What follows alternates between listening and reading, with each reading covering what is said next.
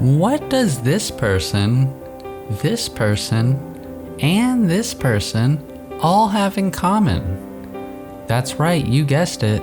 They're all firefighters.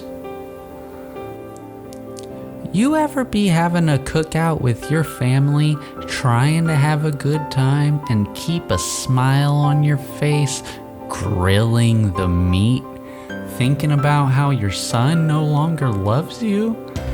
And your daughter also doesn't love you, but it hurts more because she's the cool one? Like you're the one that got her into candles, and if it wasn't for you, she wouldn't even know about candles. But now she acts like candles is her thing, so when her friends come over, you have to pretend like you don't know anything about candles while they're all talking about candles, and it's so hard because you love candles. And then you forget you're still grilling the meat, and when you look up, all hell has broken loose, and then part of you wonders if you did it on purpose subconsciously because you're tired of the life you feel stuck in and want it all to end. That's when you're gonna want to call these guys firefighters. Some people are scared of firefighters and think they're spooky, but here's some information about firefighters that may calm your nerves about some of these outdated superstitions. Many people believe only a satanic person or a demon would be willing to run into a burning building and risk dying in hellfire. But the truth is, the number one killer of firefighters is not even fire. It's actually heart attacks.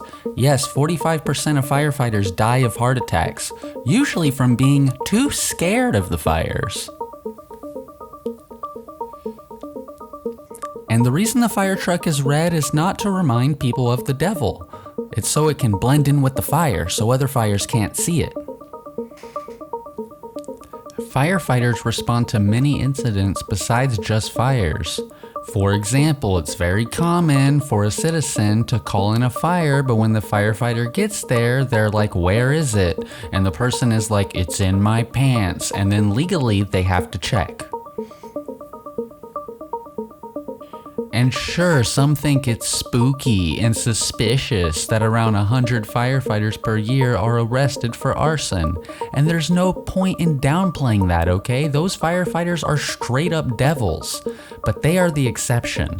The vast majority of firefighters are godly people who eat stinking shrimp just like me and you.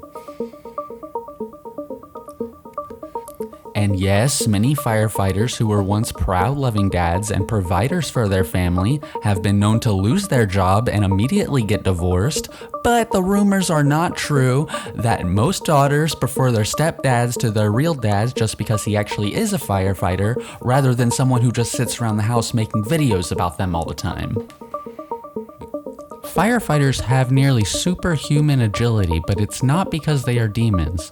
The truth is, all firefighters are trained to get dressed in under 2 minutes, which is probably why it took me so long to find out my ex-wife was cheating on me with Brandon. And let's clear one thing up just so nothing gets misconstrued. My daughter loves me just as much as Brandon. She's just going through a phase right now. Sure, she may pretend like I wasn't the one who got her into candles, but that's just kids being kids. I'm not hyper fixated on it at all. I mean, even my therapist agrees the situation is pretty fucked up. So yeah, I'm doing good, okay? Real good. And sure, it's common for people like my ex-wife to mention how most firefighters maintain their athletic bodies throughout their careers, as she goes on and on about how her new boyfriend Brandon has such big muscles ever since he used them to save our daughter from drowning in a river a few weeks ago. But let's not pretend like I couldn't have also saved my daughter from drowning in a river, okay? He just happened to see her first because I was busy finishing a leftover Cuban sandwich I brought from home, even though everyone told me not to bring the leftover Cuban sandwich because it would attract bears while hiking in the woods. And yes, unfortunately, the rumors are true. Let's confirm it that my daughter's stepdad, Brandon, did also save her from getting attacked by a bear in the woods on that very same hike. But let's make one thing clear. I also would have stopped the bear if I had saw it first and not been busy chomping down my leftover Cuban sandwich. Even my therapist agrees that it was my duty as a biological dad to finish off that 12-inch sub as fast as humanly possible so the bear would stop looking for our food. Sure, my wife was yelling, "Throw the sandwich at the bear, throw the sandwich at the bear," but I couldn't do that because I was worried droplets of mustard were going to fly all over my daughter and Brandon, which would make the bear think they might be a delicious Cuban sandwich. Oh, and you know what? Here's a fact for you. When you lose your job as a firefighter, they no longer say "you're fired" because I guess that would be too on the nose.